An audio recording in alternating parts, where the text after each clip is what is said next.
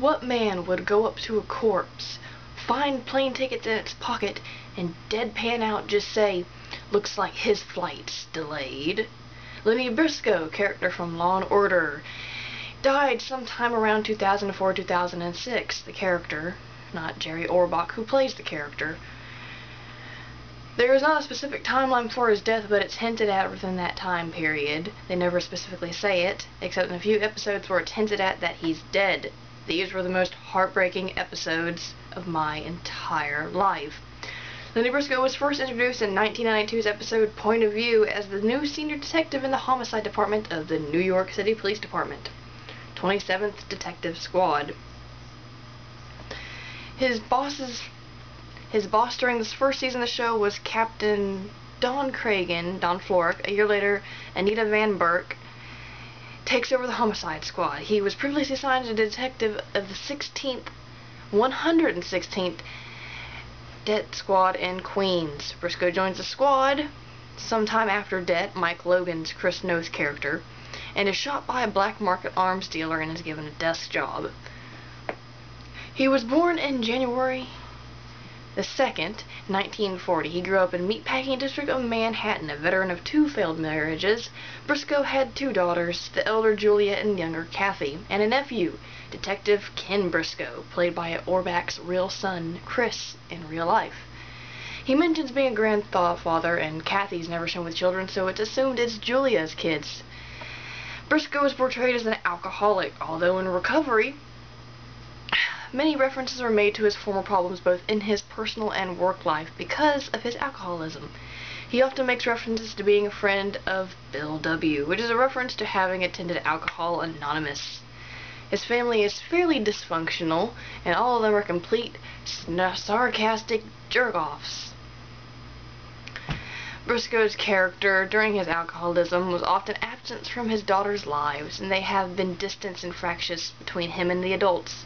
Briscoe blames himself, especially when Kathy, a methamphetamine addict, is murdered by a drug dealer after she testifies against him in court. Briscoe gets some relief afterwards when the drug dealer overdoses on heroin. In the 1996 episode Aftershock, after witnessing an execution from a case he helped investigate, Briscoe falls off the wagon with disastrous results. Is struck and killed by a drunk driver while driving him home from a bar. The experience shakes him deeply, and he remains sober for the rest of his life. Briscoe was raised Catholic, but is Jewish on his father's side, and occasionally attends Jewish services as a courtesy to his first wife. It was revealed that his father suffered from Alzheimer's. Though not actually Jewish according to the traditional definition, Briscoe is sometimes a target of anti-Semitism from criminals and even some of his own colleagues.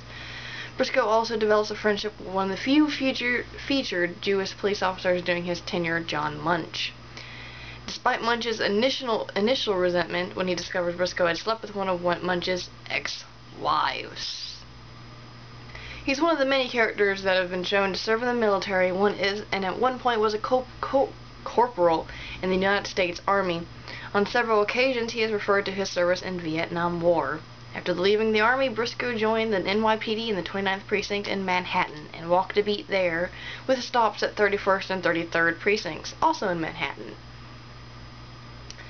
Briscoe typically has a wisecracker joke about the victim or circumstances of death at the close and the opening scene, with the joke usually exhibiting a very sarcastic dry wit that some people will find familiar, delivering while at the same time being highly on target if when the viewer gets the joke.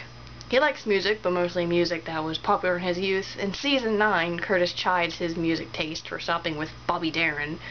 Briscoe used to read Langston Hughes back when he's a beatnik for about 5 minutes, and it used to work pretty good on Jewish girls.